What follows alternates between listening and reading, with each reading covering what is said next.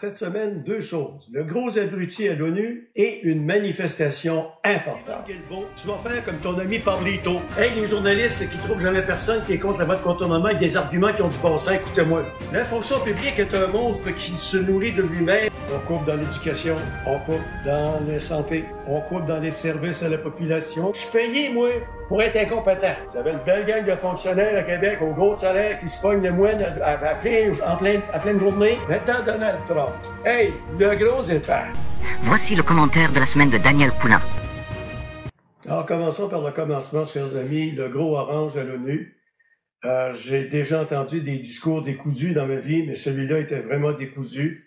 J'ai entendu une espèce de gros abruti se vanter de choses qu'il n'a même pas faites, comme par exemple, il aurait mis fin à 7 guerres. Hey, pas pire, le gars, hein? Parce qu'il avait dit qu'il mettrait fin à la guerre de Russie et l'Ukraine en une journée, mais ça s'est pas passé. Il a dit qu'il avait mis fin à une guerre entre l'Éthiopie et l'Égypte. C'est que là-bas, il y a un contentieux à propos d'un barrage sur le Nil. Il n'y a pas de guerre entre l'Égypte et l'Éthiopie, tout au plus un peu comme le Cachemire entre le Pakistan et l'Inde. Ben, on se regarde dans le chien de faïence et on se tire une balle une fois de temps en temps. C'est à peu près tout. C'est pas une guerre, Monsieur Trump. Mais j'ai vu un commentaire d'un analyste politique de la BBC qui est extrêmement intéressant. On lui a posé la question. À son premier mandat, Trump avait fait un discours aussi imbécile que celui qu'il vient de faire à l'ONU et tout le monde avait ri de lui. Là, on n'a pas ri, on a poliment applaudi. Et là, la commentatrice m'a demandé, mais là, tout le monde sait que c'est un imbécile heureux. Pourquoi est-ce que on ne se lève pas pour sortir, comme ils ont fait avec Netanyahou? La salle s'est vidée. Il n'a pas aimé ça, d'ailleurs. Et il a expliqué ceci. Ça se tient son affaire. Il dit, Donald Trump, c'est un abruti, c'est un illettré, c'est un inconscient, c'est un mégalomane. Il va dire une chose le matin et dire son contraire le lendemain. Il veut poursuivre tout le monde du moment que ça ne lui plaît pas.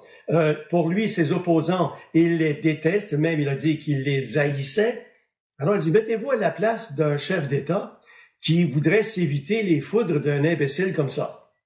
Ça se tient parce que là, il va arriver. Il a dit à l'Inde, là, tu fais pas comme je veux, ben là, je te donne 50% de frais. Ah oui, 50% de ces fameux tarifs pour l'Inde. Finalement, ben, en Inde, on a réduit, puis on lui a dit d'aller voir ailleurs s'ils étaient là.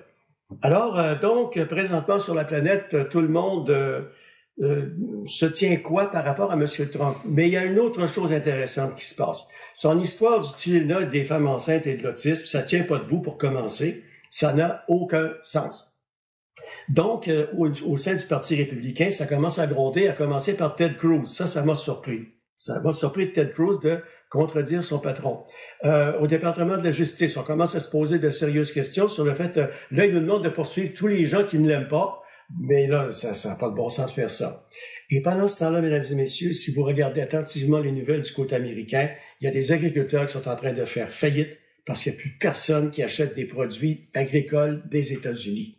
Et là, ça commence à être grave. Il y a même un agriculteur qui disait il y a 2 semaines, chaque 10 sous que je dépense me rapproche de la faillite. Est-ce qu'il va voter pour Trump aux prochaines élections? Je ne sais pas. Mais je sais qu'en Arizona, il y avait une élection partielle et c'est une démocrate qui l'a gagnée. Ce qui fait que maintenant, ben, la marge de manœuvre des républicains au Congrès est de plus en plus mince. Alors, ceci dit, ben, écoutez, quand vous écouterez Donald Trump, dites-vous que vous écoutez un imbécile heureux et un gros cave. C'est, okay? Maintenant, vous avez sans doute vu sur la page Lac Mégantic, vu de ses citoyens, que le 4 octobre, il y aura une grande manifestation à propos de la voie de contournement ferroviaire. Et là, il reste un endroit déterminé au moment où je vous parle. On ne sait pas encore où ça va avoir lieu, mais on sait que c'est le 4 octobre à 13h. Moi, ce que j'aimerais de cette manifestation, c'est qu'on évite d'aller faire ça un foutoir à frustration. Ça, les foutoirs à frustration, là, ça, c'est du monde qui sont directement touchés par quelque chose, qui, aussitôt qu'on leur pile sur leur tête, se mettent à gueuler comme des putois. Non. Faites donc plutôt de cette manifestation un forum citoyen. C'est pas pareil, là. Forum citoyen, ça veut dire qu'il peut y avoir des gens qui sont pour la voie de contournement ferroviaire, qui pourront venir expliquer avec un argumentaire qui tient debout pourquoi ils sont pour, alors qu'il va y avoir aussi des gens qui sont contre, qui vont aller prendre le micro, et qui vont dire pourquoi ils sont contre avec des argumentaires qui se tiennent, pas un foutoir à frustration, non, un argumentaire qui se tient sur lequel on peut discuter sur lequel on peut se pencher et décider d'un côté ou de l'autre. Parce qu'il y a des gens qui vont être à la manifestation qui n'ont peut-être pas encore tout à fait leur idée. Parce que cette manifestation-là, moi, je veux voir tous les membres du conseil municipal de Nantes, tous les membres du conseil municipal de Frontenac, et là, vous autres, vous allez amener vos familles vont amener vos amis. On va se retrouver une maudite gang. Et c'est ça qu'il faut. Et là, je vais mettre au défi notre mairesse. OK? Je mets au défi notre mairesse devant ce forum citoyen de venir au micro et d'expliquer pourquoi elle est pour la voie de contournement ferroviaire, malgré les dangers que cela représente. Des dangers qui font partie d'un bon argumentaire qui se tient. Parce qu'un argumentaire contre la voie de contournement, c'est pas trop difficile à trouver, mesdames et messieurs. Mais un argumentaire pour, ça commence à être pas mal dur. Parce que là, il y en a qui disent, on ne veut plus reproduire la tragédie de 2013, mais justement, il y a peut-être 0,0000001% que ça se reproduise une telle catastrophe dans les conditions qu'on a présentement.